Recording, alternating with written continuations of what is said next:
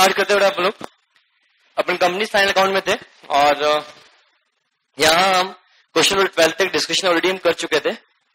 Now come to question number 12. Question number 11 हो गया था क्लियर अच्छे से. Now come to question number 13. Question number 13 पे आप आए. Due to purity of profit, समझ तो प्योरिटी मतलब लॉसेज है, अनुरूपता है, मतलब due to purity of profit the Muscat Limited an Indian company proposed to declare dividend out of its general reserve.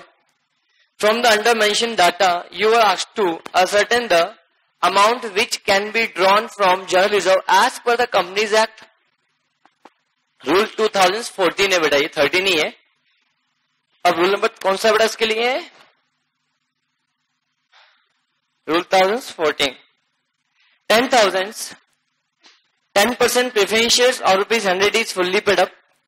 30,000 equity shares or rupees 100 is fully paid up. General reserve rupees 8 lakh. Security premium 2 lakh. Credit balance in profit and loss account rupees 20,000. Net profit during the year rupees कितना 1,80,000 रुपए. और average dividend last 3 years. उसको 3 करता हूं. कितना percent बेटा? 15%. Are you getting my points? अब आप बताओ मैक्सिमम डिविडेंड कितना दिया जा सकता है. जस्ट सॉल्व करो, ट्राई करो आप लोग खुद.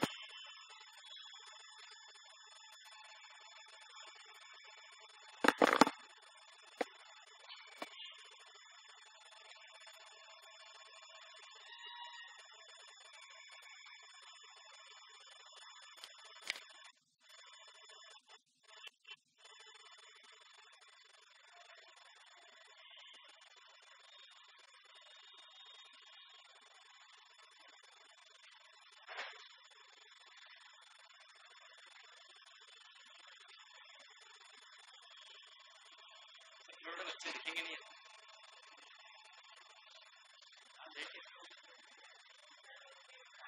आज जल्दी हो गया क्लास खाली तो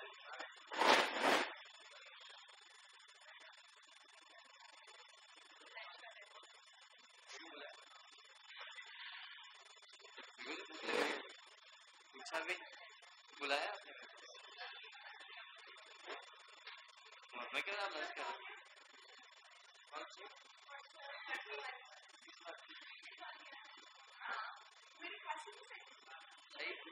आपकी आवाज तेज लग रही है. आप लोग खिलाऊंगा उनको तो बुरा लगेगा बेटा.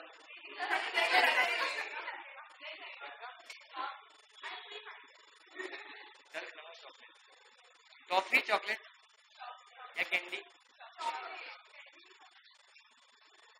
कौन सी जगह बताओ. ऐसी बोलो खिला भी दो इससे.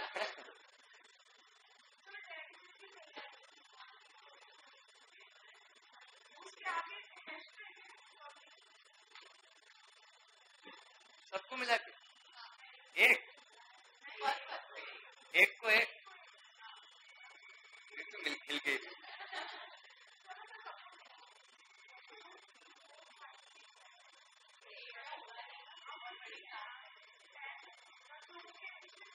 आकाश नहीं.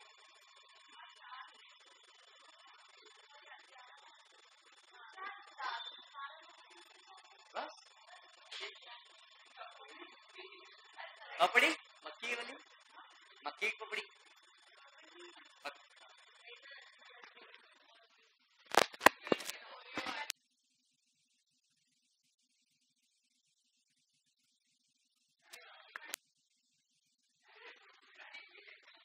बड़ा ये सब लोग क्वेश्चन नंबर 13 कर रहे हो। आपको जो चॉकलेट पड़ी खत्म हो चुका है लोगों का। मुझे भी पता है, आपको पता नहीं है।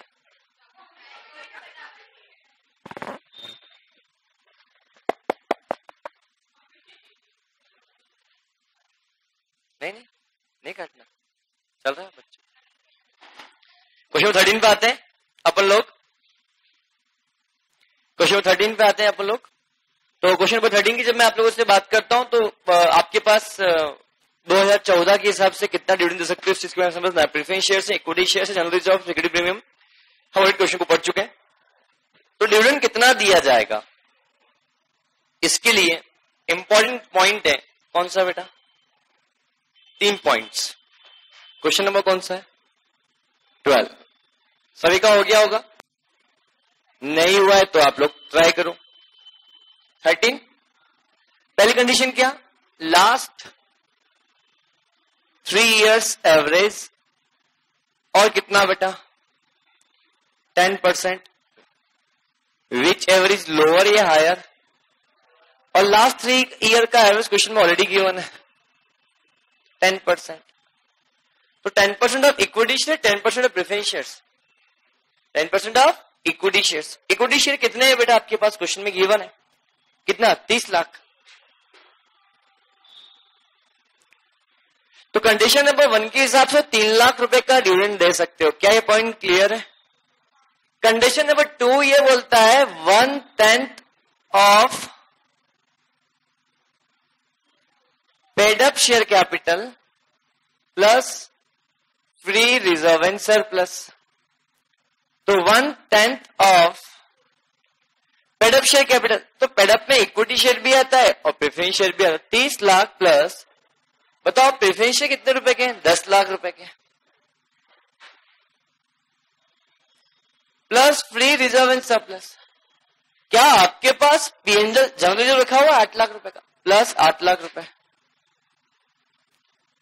प्लस 2 लाख रुपए का सिक्योरिटी प्रीमियम क्या आएगा? नहीं आएगा, क्योंकि सिक्योरिटी प्रीमियम आपका फ्री रिजर्व एंड सरप्लस का पार्ट नहीं होता है। बट क्या पीएनएल का बैलेंस तो आएगा? यस। कितने रुपए का बेटा? 1,80,000 रुपया और 20,000 रुपए का प्रॉफिट। तो कुल कितना हो गया आपके पास बेटा?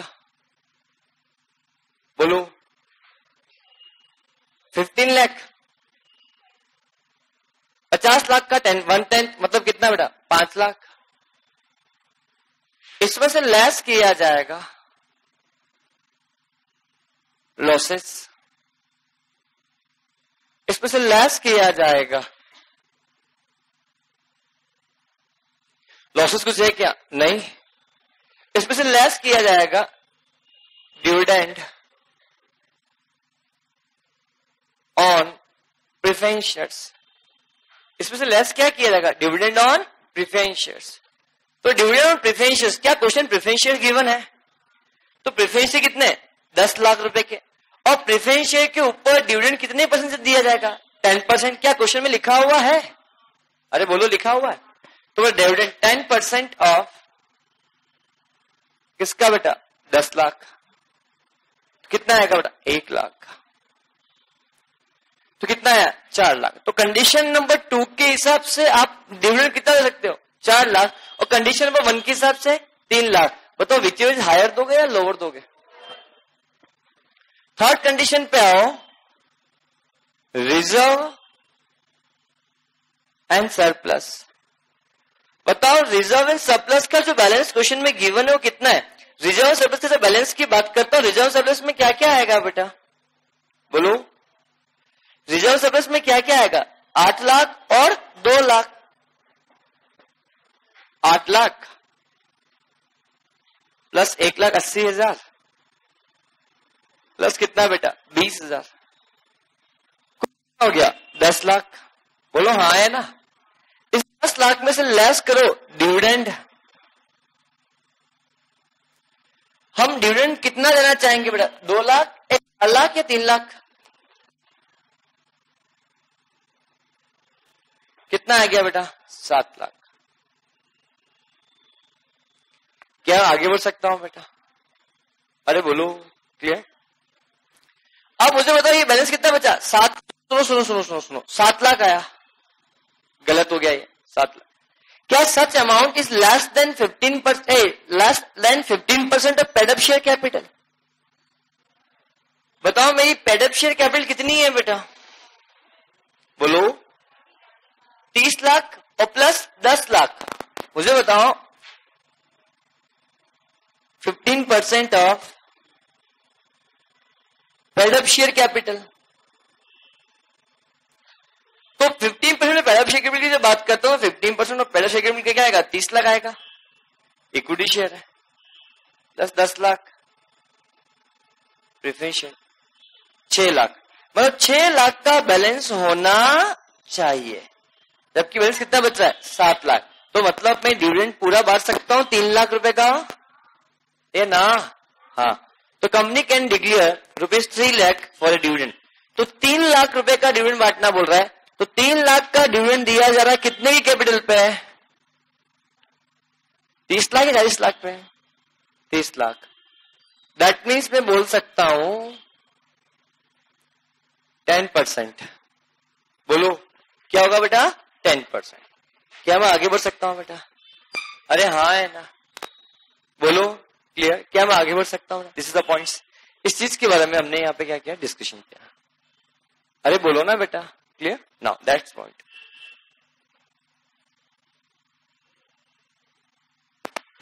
Question number 13 is over. Now next question पे आए आप लोग, क्वेश्चन नंबर 14।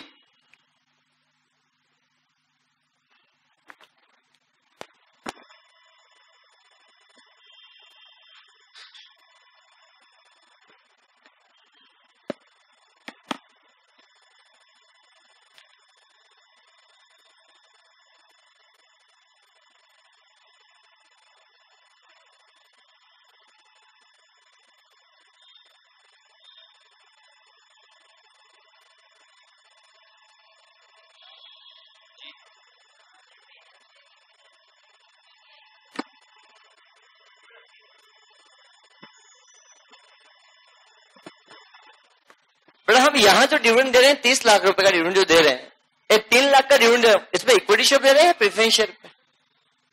तो यहाँ पे डिवाइड पे इसमें इक्विटी शेयर की बात करूंगा बेटा। आया समझ में?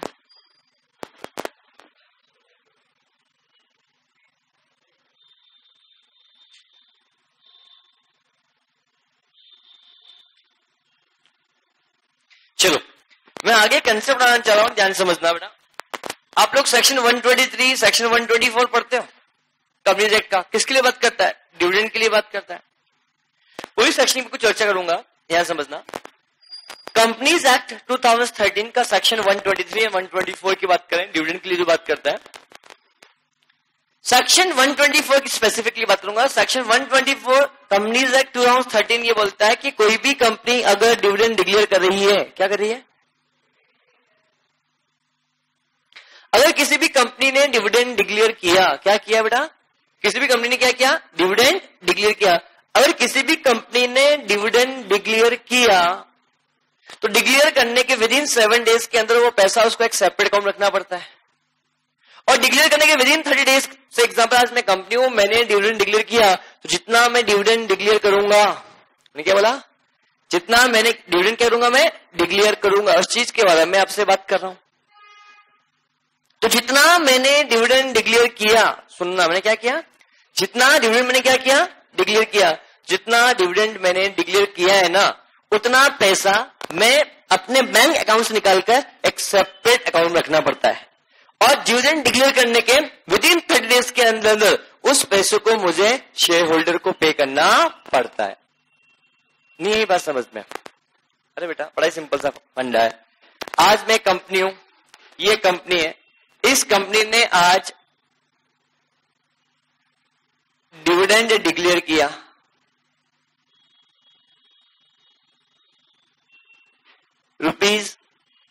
₹7 लाख का। रुपीज 5 लाख का डिविडेंड डिक्लेयर किया, तो कंपनी क्या करेगी, अपना इस जो यहां कंपनी के पास जो बैंक खुद का बैलेंस रखा होगा, बैंक बैलेंस, इस बैंक बैलेंस में से 7 लाख रुपए निकालकर एक सेपरेट अकाउंट में लिख देगी 5 लाख रुपए। ये करना पड़ता है within 7 days from date of declaration of dividend. मैं क्या बोला, within 7 days from date of dividend declaration. तो 7 दिन के अंदर अंदर आपको डिविडेंड का डिक्लेरेशन जो किया है, 7 दिन के अंदर आप बैंक में से पैसा निकाल के आपको अलग अकाउंट में आपको रखना पड़ेगा। आया समझ में? अरे मेरे पास जो पैसा रखा होगा उस पैसे में से डिविडेंड का अमाउंट निकाल के, मैं से एग्जांपल मेरे पास बैंक में मेरा पूरा पैसा ऊपर जेब में रहता है, मेरे पास जितना कैश है पूरा कैश यहां रखा हुआ है मेरा बिजनेस का। अब मैंने अगर आज डिविडेंड डिक्लेयर किया, जितना डिविडेंड डिक्लेयर किया उसमें से मान लो मैंने डिक्लेयर किया कितने रुपए का बेटा, 5 लाख रुपए का, तो मैं क्या करूंगा, देखो मेरे जेब में बहुत सारे पैसे रखे हुए हैं, बहुत सारे, वो जेब भरी हुई है इसमें से। अब इसमें से मैं 7 लाख कितना डिविडेंड डिक्लेयर किया, 5 लाख, ये 5 लाख रुपए निकाला और निकाल के उसको मैं सेपरेट अकाउंट में मुझे रखना पड़ेगा। अरे वेडिंग माई पर्स, पैसा निकाल के मुझे अलग रखना पड़ेगा। ये 7 दिन कब से, जब मैंने डिविडेंड क्या किया होगा, डिक्लेयर किया होगा। क्या पैसा मेरे सेपरेट अकाउंट रखा हुआ है? क्या ये सेपरेट अकाउंट जो पैसा रखा हुआ है अभी ये रखूंगा क्या? नहीं। जिस दिन मैंने डिविडेंड डिक्लेयर किया उसके 7 दिन पैसा रखना है, और जिस दिन मैंने डिविडेंड डिक्लेयर किया उसके 30 दिन के अंदर ये पैसा मुझे शेयर होल्डर को पे करना पड़ेगा। बट अगर मान लो मैं तो पे करने के लिए तैयार था पर सामने वाला लेने ही नहीं आया, क्या ऐसा हो सकता है? मैं तो पैसा पे करने के लिए तैयार था, मैं तो पैसा पे करने के लिए तैयार था पर सामने वाला लेने ही नहीं आया। सो एग्जाम्पल, आज मैं कंपनी हूं, समझना, मैंने आपके साथ वादा किया कि मैं आपसे कुछ चॉकलेट खिलाऊंगा, तो जैसे ही वादा किया तो जितने रुपए, मान लो आप सबने बोला सर हमें ओरियो शिल्क खानी बड़ी वाली 150 रुपए की, आप सभी ने 50 लोगों ने बोला, तो 50 मल्टीप्लाई पे कितना, 150, कुल कितना, 7,500। तो इस पैसे में से निकाल के 7,500 7 दिन के अंदर पैसा निकाल रखना पड़ेगा अलग, पहला पॉइंट। अब जिस दिन मैंने वादा किया था उसी के साथ 30 दिन के अंदर अंदर ये मुझे चॉकलेट आपको देनी भी पड़ेगी। ये कौन बोलता है? सेक्शन 124। अब नेक्स्ट पॉइंट, इसी के साथ next point, with in 7 days के अंदर मैं तो पैसे निकाल रख दिए और मैं बाजार में जाकर 50 डेयरी मिल्क लेके भी आ गया, 150 रुपए डेयरी मिल्क ओरियो, बट आपने को लेने नहीं आया। कैसा हो सकता है? तो मैं इंतजार करूंगा आपका, मैं इंतजार करूंगा और बोलूंगा मैं इसके जितना आप पैसा लेने के लिए है उसको बोलेंगे अनक्लेम्ड डिविडेंड। 30 दिन गुजर गए, मैं तो पैसा देके तैयार रखा हुआ था कि डिविडेंड ले जाना। मैंने आपके घर पे भिजवाया भी था चेक, और चेक लौट के वापस मेरे पास आ गया। मैंने आपके पास चॉकलेट भी भिजवाई, बट आपने ली नहीं, आप बहुत बिजी थे, नवरात्रि चल रहा है, फिर दशहरा आ गया, तो आप घर में खेलने में बहुत व्यस्त हैं आप लोग, बेटा फुर्सत ही नहीं है आपको। तो ऐसी सिचुएशन, मैंने चॉकलेट आपको दी बट आप लेनी नहीं है, या मैंने भिजवाई भी दी आपके पास बट आप ध्यान नहीं दिया, वापस आ गई मेरे पास। तो चॉकलेट मेरे पास 7 साल तक मेरे पास रखेगी। कितने साल तक बेटा?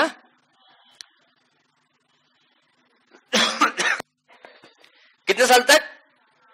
7 साल तक ये पैसा डिविडेंड का मेरे पास ही रखा रहेगा। किस नाम से? Unclaimed dividend. क्या मैं आगे बढ़ सकता हूं? 7 साल तक अगर आप मेरे पास आ गए तो मैं आपको दे दूंगा, बट अगर 7 हुआ है, लाइफ टाइम वैलिडिटी वाली है, बाबा रामदेव की चॉकलेटें बढ़ाई है जो भी एक्सपायरी नहीं होती है, ठीक है। अब समझना बड़ा ध्यान से, मैंने ऐसा कर दिया, मैंने 7 साल हो गए, आप लेने नहीं है, तो 7 साल तक मैंने आपका इंतजार किया, पर 7 साल के अंदर आप लेने नहीं है तो ठीक है, आपके पास दूसरा। फिर मैं क्या करता हूं, इसको एक अलग अकाउंट के अंदर जिसका नाम है इन्वेस्टर प्रोटेक्शन फंड में ये पैसा मैं ट्रांसफर कर देता हूं और पैसा वहां पे चला जाएगा। और जब आपकी नींद खुलेगी कि हमें तो डिविडेंड का पैसा नहीं मिला, तब यहां जाके पैसा आप विड्रॉल कर सकते हो। नींद तो खुलेगी सर। तो सेम किस विधि है, अगर कंपनी ने डिविडेंड डिक्लेयर किया 7 दिन के अंदर उससे पैसा निकाल कर अलग अकाउंट रखना पड़ेगा। डिक्लेयर करने के 30 दिन के अंदर पैसा पे करना पड़ेगा। 7 दिन के अंदर 30 डेज के अंदर पेमेंट मैंने कर भी दिया पर लेने कोई आया नहीं, तो इस पैसों को आप अलग रखोगे अनक्लेम डिविडेंड के अंदर, और ये पैसा आपके पास रहेगा 7 साल तक। 7 साल के अंदर अंदर अरे वो डिविडेंड शेयर होल्डर आपके पास आएगा तो ये पैसा उसको आप दे दोगे। 7 साल गुजर जाएंगे, उसके बाद भी नहीं आएगा तो ये पैसा इन्वेस्टर प्रोटेक्शन फंड के अंदर आप डिपोजिट कर दोगे। और जब मान लो 7 साल के बाद वो लेने के लिए आया, वो सोचा कि मुझे डिविडेंड तो मिलेगा नहीं, तो आप बोलोगे वो इन्वेस्टर प्रोटेक्शन फंड है, गवर्नमेंट के पास रखा हुआ है, वहां जाके आप क्लेम कर तू आजा, तेरे को वहां से मिल जाएगा। ये कौन बोलता है? Section 124 of companies act 2013। Is it clear? No. Come to question number के। अब एक बात बताओ, आप डिविडेंड डिक्लेयर करोगे तो डिविडेंड डिक्लेयर करने से क्या प्रॉफिट बढ़ता है या कम होता? अब बोलो, डिविडेंड बांटने से क्या होता है, प्रॉफिट कम होता है या प्रॉफिट बढ़ता? कम होता। तो डिविडेंड अगर आपने बांटा है तो उस केस में क्या एंट्रीज पास होगी, इस चीज के बारे में अपन को यहां पर समझना है। आओ, डिविडेंड अगर बांटा तो उस केस में ट्रीटमेंट क्या होगा, इस चीज के बारे में अपन को यहां पे समझना है। तो फॉर एग्जांपल मैंने डिविडेंड बांटा तो डिविडेंड डिक्लेयर करूंगा तो मुझे पेमेंट करना डिक्लेयर करूंगा पहले, तो एंट्री क्या पास, प्रॉफिट कम होगा तो प्रॉफिट कम करने के लिए profit and loss account debit to profit and loss account debit किसका, प्रपोज्ड डिविडेंड। ये एंट्री किस अमाउंट से पास होगी बेटा, डिविडेंड अमाउंट से। किससे पास होगी बेटा, डिविडेंड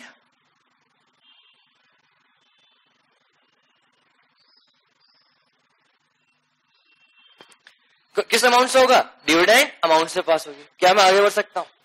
अरे बोलो, क्लियर। अब नेक्स्ट पॉइंट के बारे में हम यहां बात करेंगे। तो नेक्स्ट पॉइंट क्या होगा, बड़े ध्यान से आप लोग समझना। जब मैं नेक्स्ट पॉइंट के बारे में बात करता हूं, प्रॉफिट विदाउट, अरे बोलो, तो से एग्जांपल अभी हमें डिस्कशन किया डिविडेंड निकालना।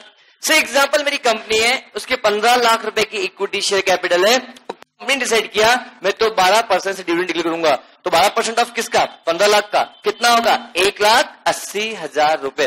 क्या डिविडेंड डिक्लेयर से प्रॉफिट कम होगा? तो एंट्री क्या पास होगी, profit and loss account debit to propose dividend 1,80,000। समझ में आया? इसी के साथ बेटा मैं एक इनकम टैक्स का सेक्शन यहां बोलना चाहूंगा। इनकम टैक्स एक्ट 1961 का सेक्शन 115O ये बोलता है कि अगर किसी कंपनी ने डिविडेंड डिक्लेयर किया, जितना उसने डिविडेंड डिक्लेयर किया होगा उस डिक्लेयर अमाउंट पर उसको टैक्स पे करना पड़ेगा, और इस टैक्स का नाम है कॉर्पोरेट टैक्स। इसी को बेटा डिविडेंड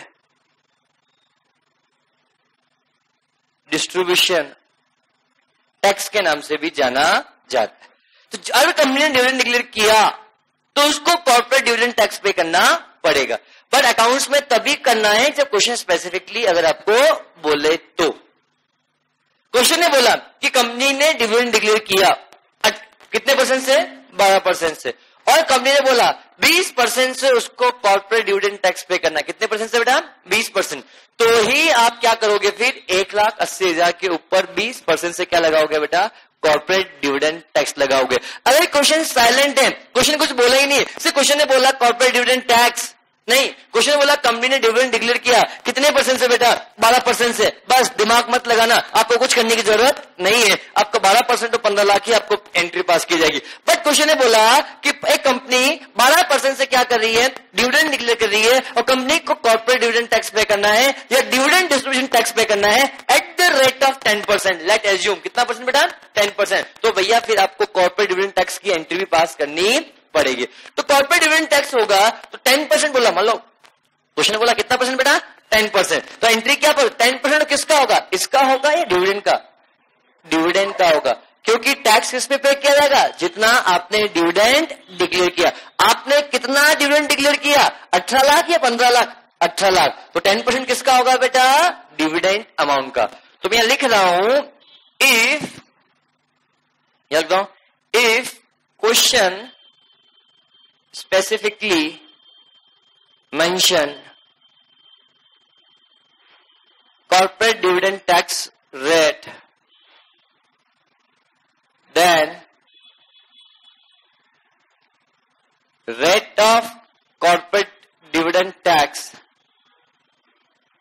apply on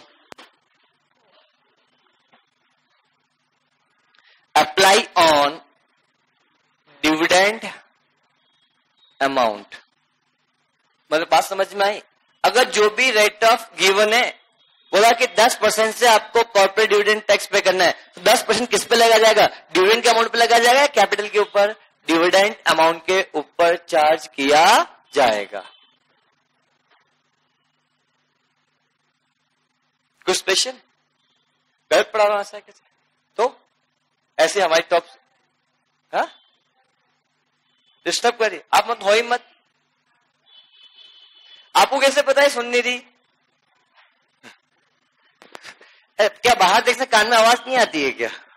नहीं आती है? anyway, चलो, क्या पॉइंट सभी को समझ में आया? अरे बोलो clear. This is the point. The profit and loss account debit to क्या रहेगा बेटा? Proposed dividend. एंट्री क्या रहेगी बेटा? Profit and loss account debit to क्या रहेगा बेटा? Proposed dividend. क्या मैं आगे बढ़ सकता हूं बेटा? तो ये एंट्री पास होगी। अब मुझे बताओ, क्वेश्चन के अंदर अगर कॉर्पोरेट डिविडेंड टैक्स है तो क्या टैक्स पे करना पड़ेगा? टैक्स किसके ऊपर? डिविडेंड के ऊपर होगा या कैपिटल के ऊपर? डिविडेंड। राइट नाउ मान लो इस क्वेश्चन में rate of corporate dividend tax given कितना परसेंट बेटा? 10%। तो 10% किस पे लगाऊं? डिविडेंड अमाउंट के ऊपर लगाऊंगा या कैपिटल के अमाउंट के ऊपर? बोलो, डिविडेंड के अमाउंट पे। तो एंट्री क्या पास होगी? दूसरा, profit and loss account debit to corporate dividend tax. तो समझना कैसे निकलेगा? डिविडेंड अमाउंट मल्टीप्लाई बाय क्या होगा बेटा? Rate of CDT। बोल, जवाब दो। समझ में आया? ये हो गया। अब मुझे बताओ, डिविडेंड डिक्लेयर हो गया या पेमेंट हुआ अभी? तो बोलो, टैक्स रेट गिवन नहीं होगा तो ये एंट्री पास नहीं होगी। ऐसा नहीं, वो इनकम टैक्स में होगा, यहां नहीं होगा बेटा। ठीक है ना? इनकम टैक्स में समथिंग आता 20.803% है बेटा, इसलिए। नाउ एनीवे, अब ये डिविडेंड डिक्लेयर किया है या पे किया? अरे बेटा, डिविडेंड डिक्लेयर किया है या पे किया? तो समझना, डिविडेंड डिक्लेयर करने के विद इन 30 डेज के अंदर आपको पेमेंट करना होगा। तो एंट्री क्या पास होगी बेटा? Proposed dividend account debit to क्या होगा बेटा? पेमेंट करो टू बैंक। बोलो, जवाब दो। अरे बोलो, amount paid by company. But क्या कंपनी सारा डिविडेंड पे करते हैं? जरूरी है क्या? क्या कंपनी डिविडेंड पे करने की इच्छा थी पर लेनी नहीं आया सामने वाला व्यक्ति? तो कैसा हो सकता है? तो वो क्या बन जाएगा? Unclaimed dividend. तो उस केस में एंट्री क्या पास होगी? बोलो, proposed dividend account debit to unclaimed dividend. Amount dividend amount not yet paid. Dividend amount जो अभी तक पे नहीं किया। Are you getting my points? Dividend amount जो अभी तक पे नहीं किया, इस चीज के बारे में अपन को डिस्कशन करना है। पॉइंट नंबर 5 बड़े ध्यान से समझना बेटा। पॉइंट नंबर 5 क्या बोलता है, बड़ा ध्यान से आप लोग समझना। पॉइंट नंबर 5 के बारे में जब मैं आपसे बात करूंगा तो पॉइंट नंबर 5 क्या बोलेगा, ध्यान समझना। पॉइंट नंबर 5 ये बोलता है, ध्यान से समझना, ये पॉइंट सिंपल हो गया। बट एक बात बताओ, क्या आपने टैक्स का भी डिक्लेयर, क्या टैक्स भी तो आपने पे किया है और अभी तो खर्चा ड्यू किया है, तो उसका पेमेंट करना पड़ेगा। तो बड़ा ये क्वेश्चन इनकम टैक्स का है और बहुत फेवरेट क्वेश्चन एग्जामिनर का बेटा, कि कंपनी डिविडेंड डिक्लेयर करती है तो उस पर कंपनी को कॉर्पोरेट डिविडेंड टैक्स पे करना पड़ता है और कंपनी को corporate tax with in 14 days के अंदर पे करना पड़ता है। Very very important question for exam point of view. Accounts में नहीं पूछता है, क्या पूछता है, टैक्स में। तो है ना, with in 40 days, with in 14 days के अंदर आज कंपनी ने डिविडेंड डिक्लेयर किया तो क्या इसके ऊपर कॉर्पोरेट डिविडेंड टैक्स पे करना पड़ेगा।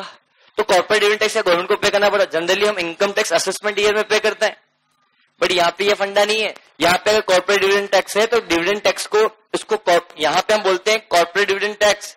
इनकम टैक्स को बोलते, इसको क्या बोलता है, डिविडेंड डिस्ट्रीब्यूशन टैक्स। तो एग्जाम में क्वेश्चन पूछ सकता है डिविडेंड डिस्ट्रीब्यूशन टैक्स कितने दिन में पे किया जाएगा, with in 14 days, with in 14 days में। तो मुझे बताओ क्या ये आपको टैक्स पे करना पड़ेगा, चाहे आपने डिविडेंड पे करो या ना करो, इस बात से फर्क नहीं पड़ता है। इनकम टैक्स डिपार्टमेंट को तो भैया आपको 14 डेज के अंदर अंदर डिविडेंड का पेमेंट करना है, डिविडेंड का नहीं, कॉर्पोरेट डिविडेंड टैक्स का आपको पेमेंट करना पड़ेगा। तो एंट्री क्या पास होगी बेटा, corporate dividend tax account debit to क्या होगा, बैंक। बोल जवाब दो, अरे बोलो, हाँ।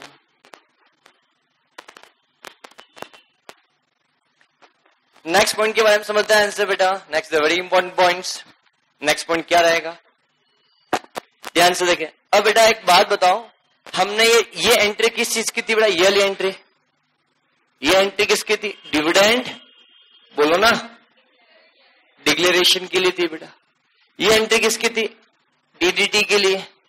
ये किसके लिए, डिविडेंड पेड के लिए। ये किसके लिए थी, अनक्लेम्ड डिविडेंड के लिए थी। ये एंट्री किसके लिए थी, डीडीटी का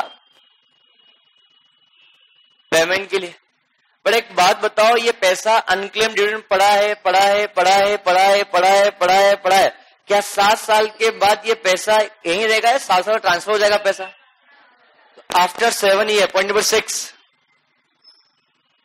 after 7 year unclaimed dividend amount। बताइए, क्वेश्चन वेरी इंपॉर्टेंट क्वेश्चन है कंपनी लॉ के लिए। ये क्वेश्चन वेरी इंपॉर्टेंट है बेटा, किसके लिए, अकाउंट्स के लिए। ये क्वेश्चन बहुत ही इंपॉर्टेंट है सिक्योरिटी लॉ के अंदर। सिक्योरिटी लॉ में भी इसका क्वेश्चन पूछता है, इन्वेस्टर एजुकेशन प्रोटेक्शन फंड। अगर आपने सिक्योरिटी लॉ में पॉइंट पढ़ा होगा तो, नहीं पढ़ा होगा तो अब आएगा। ये क्वेश्चन 3 सब्जेक्ट कवर करता है, किस किसको, मैं इसलिए एक एक चीज यहाँ बताऊं। बट हाँ, जब एग्जाम में क्वेश्चन आया तो ये एंट्रीज वहां पे लिख के मत आना कि हम तो भैया ये भी आता, हमें ये बता के नहीं। अरे कंपनी लॉ में आया तो कंपनी लॉ के हिसाब से, एसएल में आया तो एसएल के हिसाब से, और अगर अकाउंट्स में आया तो अकाउंट्स के हिसाब से। बट मैं यहाँ जो कवर किया ये इससे अल्टीमेट टैक्स भी कवर हो गया, अकाउंट्स भी कवर। हाँ, क्यों, टैक्स का भी इंपॉर्टेंट क्वेश्चन है बेटा, हर 1-2 अटेम्प्ट में इसका क्वेश्चन पूछते ही है। डिविडेंड डिस्ट्रीब्यूशन टैक्स कब पे किया जाएगा, कैसे पे किया जाएगा, क्या तौर तरीके हो गए, इन सब के पूछते ही है, तो गलती ना हो। After 7 years the unclaimed dividend amount paid to unclaimed dividend amount transfer to क्या होगा बेटा, investor education and protection fund. तो एंट्री क्या पास होगी बेटा, बोलो, एंट्री क्या बची, unclaimed dividend account debit to investor education and protection fund. क्या सभी को समझ में आया जी? फंड होता क्या है पढ़ोगे ना सिक्योरिटी लॉ में बेटा, वो वाला सभी तो पढ़ाएंगे बेटा। हाँ यही तो जवाब है। जब आप कम्युनिटी लॉ पढ़ोगे तो कम्युनिटी लॉ वाले सर आपको पढ़ाएंगे, और अच्छा मैम तो मैम पढ़ाएंगे बेटा, और अगर आप एसएल पढ़ोगे तो जो मैडम पढ़ाती हैं वो मैम, अच्छा सर तो सर पढ़ाएंगे आपको। That's it. ऐसा नहीं कि मुझे आता नहीं है।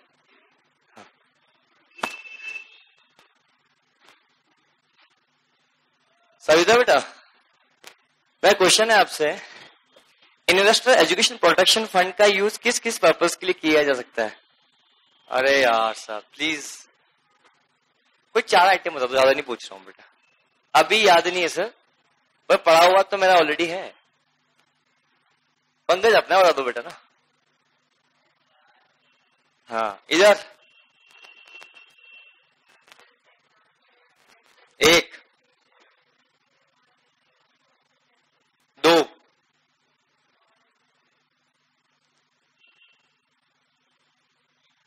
बस 2 ही है। आप स्कैनर वाला कम से कम 12 पॉइंट मिल जाएंगे आपको। कम से कम कितने पॉइंट मिलेंगे? 12 से 14 पॉइंट है स्कैनर के अंदर, मॉड्यूल के अंदर। क्या गलत बोल रहा हूं बेटा? हाँ बताओ फिर क्या है? 1 2 एक ही बात। हाँ ठीक है, वो अलग पॉइंट है, वो अलग अलग पॉइंट है, मानता हूं बेटा। हाँ हाँ 3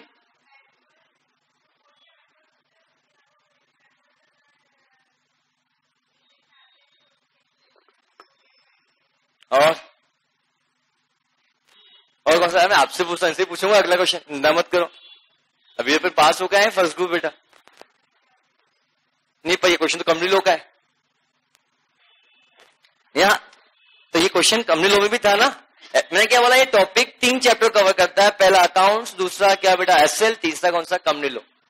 और कंपनी लॉ में कंपनी लॉ और एसएल में फ्रीक्वेंटली या तो एसएल में पूछेगा या कंपनी लॉ पूछेगा। पूछेगा ये बात तो तय है, पूछेगा ये बात तो तय है, या तो कंपनी लॉ में पूछेगा या क्या पूछेगा एसएल के अंदर। कैपिटल मार्केट एंड कौन सिक्योरिटी लॉ ये सब्जेक्ट है ना। हाँ मतलब CMSL के अंदर मतलब। हाँ और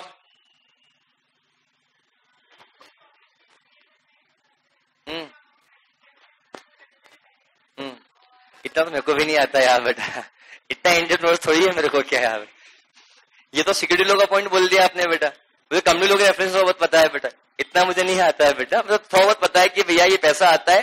मुझे तो एक लाइन एक समझाना चाहो तो इन्वेस्टर एजुकेशन फंड एक ऐसी चीज है, यह फंड ऐसा होता है यहाँ पैसा लग के जितने भी इन्वेस्टर्स है उनके उनके अंदर डेवलपमेंट के लिए। भैया तुम ये पैसा यहाँ फंड रखा हुआ है, पैसा ये फंड बना हुआ है, ये फंड के ट्रस्टी क्या करते हैं, जगह जगह पे सेमिनार करते हैं, प्रोग्राम कंडक्ट करते हैं, जिससे इन्वेस्टर को अवेयरनेस प्रोवाइड किया जाता है इस फंड के द्वारा। तो पैसा तो इन्वेस्टर्स का है, आपका तो है ही नहीं कंपनी का, तो आप अपने पास क्यों रख रहे हो?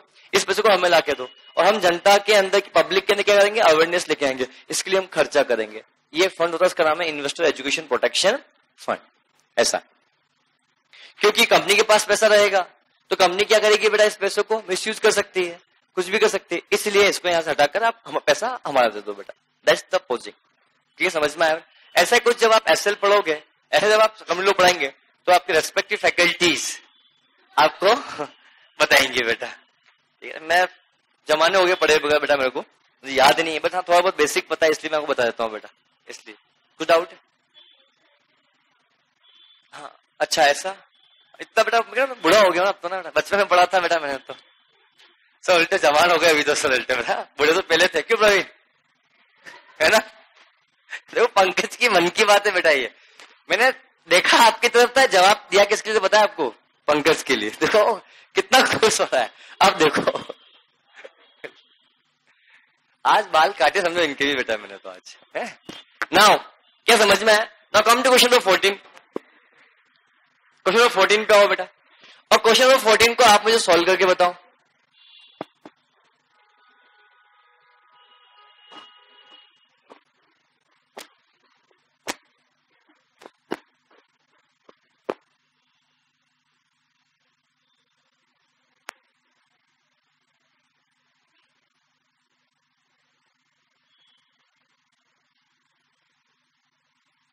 फिर बड़ा नोट्स किसके हैं?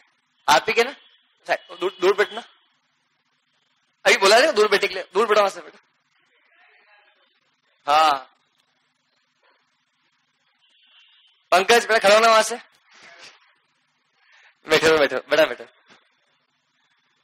बैठ जाओ बेटा, बेटा बैठ जाओ बैठ जाओ। नोट्स लेके नहीं आते हो क्लास के अंदर आते हो तो? Doesn't matter.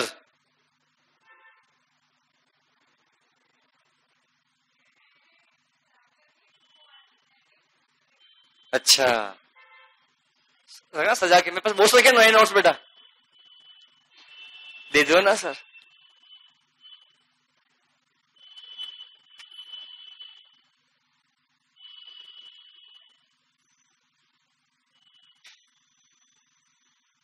क्या हो गया बेटा?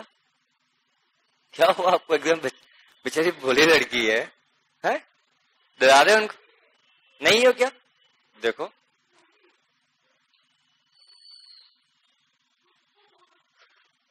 मैं कुछ जाऊंगी सर, ये बात है। फटाफट से करो बेटा।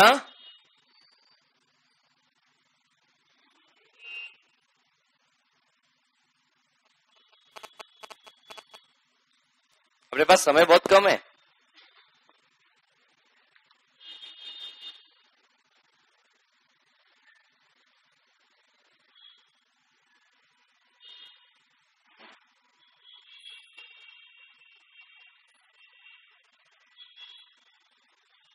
एक कंपनी है केसी लिमिटेड, जो डिक्लेयर कर रही है 15% से डिविडेंड डिक्लेयर 20 लाख की कैपिटल पे, जिसके शेयर 100 रुपए वाले for 31 March 2010 and dispatch the dividend warrant on the 18 July 2013। Actually होता क्या बेटा, मैं आपको बताता हूँ प्रैक्टिकली एकदम। जब कंपनी डिविडेंड डिक्लेयर करती है ना, तो डिविडेंड डिक्लेयर करने के बाद कंपनी डिविडेंड का अमाउंट का रेस्पेक्टिव को शेयर होल्डर्स को डिविडेंड वारंट बेचती है कि ये तुम्हारा डिविडेंड वारंट, इसको जाके आप कैश करवा लेना, कैश ले लेना इसके बदले में जाके।